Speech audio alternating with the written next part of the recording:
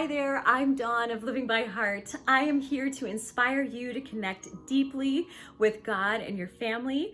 And I am excited today about teaching you how to really shift your life from revolving around other people to revolving around the Lord in a very practical way. Let's dig in. One of my very favorite illustrations regarding responsibility and what is ours to own and what is not is found in the story of the mugger.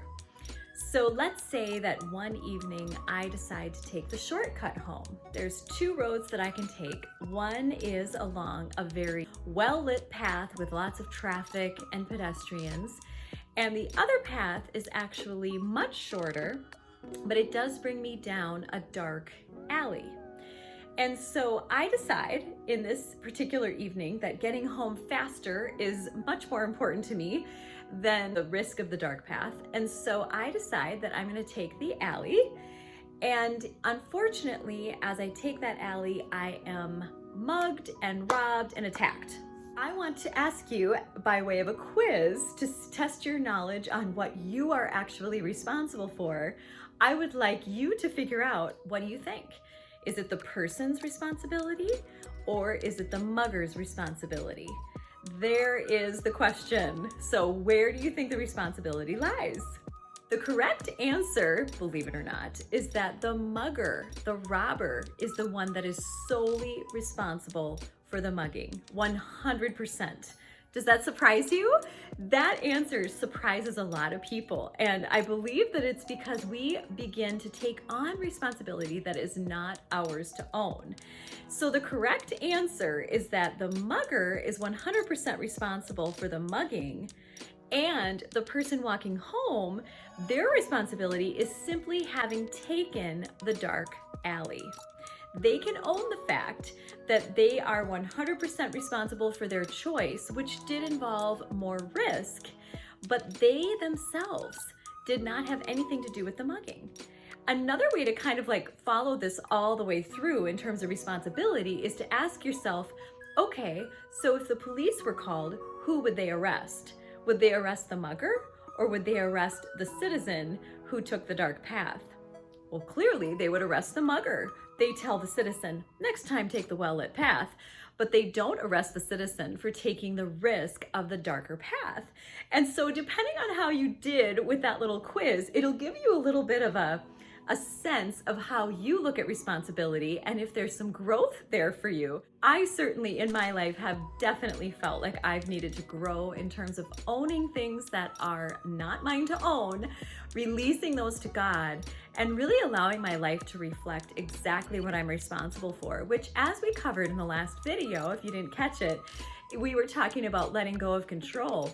We are recognizing, what are we in control of actually, and what are we letting go of? The truth that surfaced in that video is that we are truly responsible simply for ourselves. So you are responsible for you.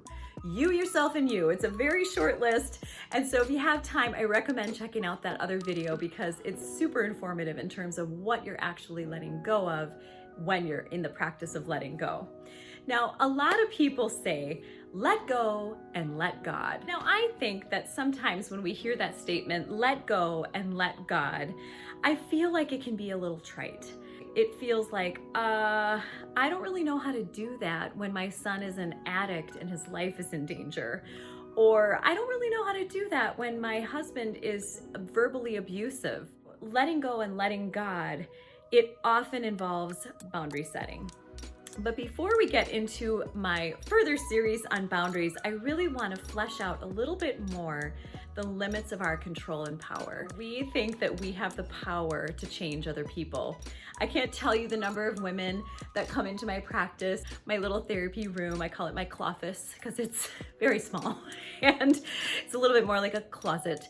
And these ladies will tell me all of their grievances about their husband or a loved one, but most often it might be a partner or a child that is just, annoying them to no end, irritating, hurting them to no end.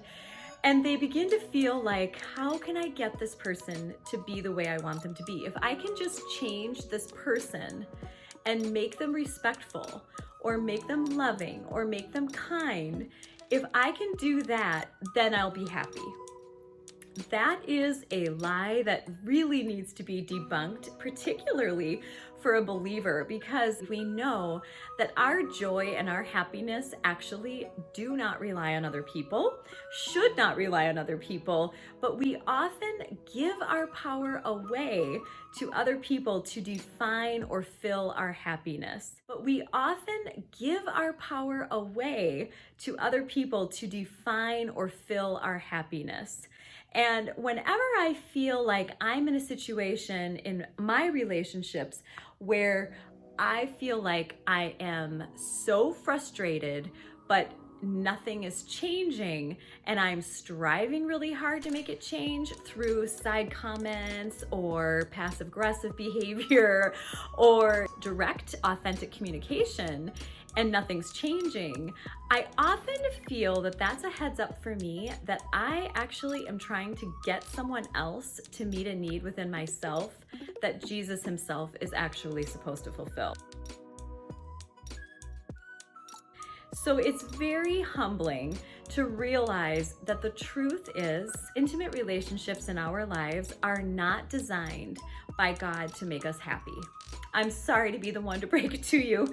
We are not supposed to look to those relationships as our source of ultimate fulfillment and happiness. I think we sometimes know this, but in order to really know it from a heart level, a living by heart level, God is our ultimate source. He is our ultimate husband. He is our ultimate Father. He fulfills our hearts. And when we allow him to take up residence in all of the corners of our hearts, which of course is a lifelong journey with him, we bring a whole person to our relationships. Now, relationships, what they do is they trigger inside of us, a need for holiness.